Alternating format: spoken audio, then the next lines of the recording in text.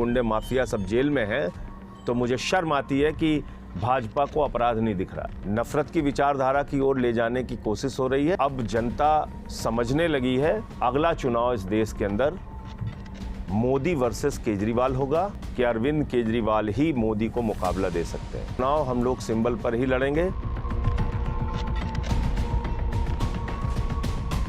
आम आदमी पार्टी ने आजमगढ़ में विशाल कार्यकर्ता सम्मेलन किया है, जिसमें मुख्य अतिथि यूपी प्रभारी सांसद संजय सिंह रहे। संजय सिंह ने कार्यकर्ता सम्मेलन को संबोधित करते हुए कहा कि ये प्रांतीय सम्मेलन नवंबर-दिसंबर में होने वाले नगर निगम चुनाव से संबंधित है और उसी की तैयारी के लिए कार्यकर्ता सम्मेलन किया जा रहा है। उन्होंने कहा कि नगर निगम, नगर निकाय और नगर पंचायत के चुनाव में संगठन को मजबूत करने की रणनीति कार्यकर्ताओं को बताई। आप नेता ने कहा कि भाजपा ने 8 राज्यों में विधायकों को खरीदकर सरकार बनाई है। यूपी में यदि गुंडे माफिया जेल में होते तो लखीमपुर खीरी जैसे मामले नहीं होते। प्रदेश की कानून व्यवस्था ध्वस्त हो चुकी है। स्कूलों की हालत बदतर है। दावे बड़े बड़े लेकिन काम कुछ नहीं। उन्होंने कहा कि यूपी में केवल ट्रांसफर का धंधा चल रहा है। भाजपा अब भारतीय खोखा पार्टी बन चुकी है। भारतीय जनता पार्टी अब भारतीय खोखा पार्टी हो गई है। इनका एक ही काम है, लोगों से पैसा लूटो और विधायक खरीदो और सरकारें गिराओ। 8 सरकार हिंदुस्तान की इन्होंने विधायकें खरीद के बनाई। संजय सिंह ने कहा कि निश्चित रूप से यूपी में हमारा जनाधार कम है, लेकिन हम मजबूती के साथ तैयारियां कर रहे हैं। संजय सिंह का कहना है कि अपराध यूपी में बड़ा मुद्दा है और उसे बयानों से ढका नहीं जा सकता है। हम पूरी तैयारी के साथ मैदान में आ रहे हैं। भाजपा का कोई चरित्र नहीं है। अब गुजरात के अंदर केजरीवाल के सामने मोदी मोदी का नारा लगाकर बताना पड़ रहा है।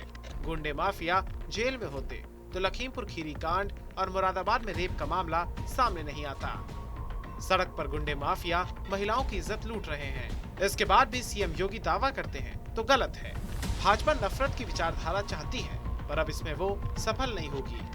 आर के पन्ने हत्या बलात्कार की घटनाओं से भरे पड़े रहते हैं और इसके बावजूद अगर आदित्यनाथ जी ये दावा कर रहे हैं कि गुंडे माफिया सब जेल में हैं, तो मुझे शर्म आती है कि भाजपा को अपराध नहीं दिख रहा। नफरत की विचारधारा की ओर ले जाने की कोशिश हो रही है, लेकिन उसमें नाकाम होंगे ये लोग। नफरत की विचारधारा की ओर ले जाने की कोशिश हो रही है, लेकिन उसमें नाकाम होंगे ये लोग, क्योंकि अब जनता समझने लगी है कि ये सारा खेल दरअसल चंद लोगों को फायदा पहुंचाने का खेल है। भारत की संपत्तियां लगातार बेची जा रही हैं। 6.5 लाख करोड़ की संपत्ति बेचने की योजना सरकार बना रही है।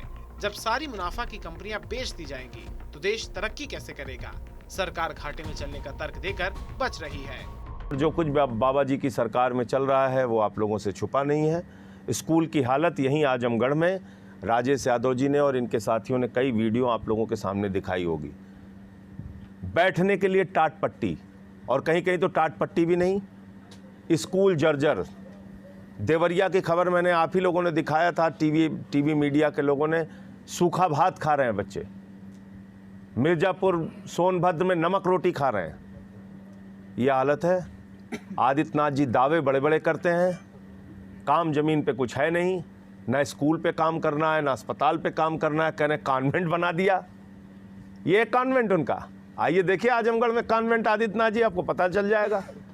शिक्षा मंत्री कहते हैं हमारी नहीं सुनते, स्वास्थ्य मंत्री कहते हैं हमारी नहीं सुनते, जाके बेचारे छापेमारी करते हैं, कहते हैं हमसे पूछे बगैर ट्रांसफर कर दिया गया। यह हालत है। ब्रजेश पाठक जी, लेकिन उनके विभाग के अधिकारी उनसे बिना पूछे ट्रांसफर कर दिए जा रहे हैं, यानी कि ट्रांसफर का उद्योग धंधा चल रहा है। संजय सिंह ने कहा कि उत्तर प्रदेश के मुख्यमंत्री योगी आदित्यनाथ दावे बड़े बड़े करते हैं, जबकि जमीनी स्तर पर उनका कुछ भी काम नहीं है। खुद आजमगढ़ में सरकारी स्कूलों की दशा इतनी दयनीय है कि भवन जर्जर है और उसमें पानी भरा हुआ है। बच्चे भात रोटी खा रहे हैं। शिक्षा के स्तर का इतना खराब दौर शायद ही स्वतंत्रता के बाद कभी आया हो। बहरहाल निकाय चुनाव में आम आदमी पार्टी पूरे दमखम और सिंबल के साथ मैदान में उतरने की तैयारी बना चुकी है।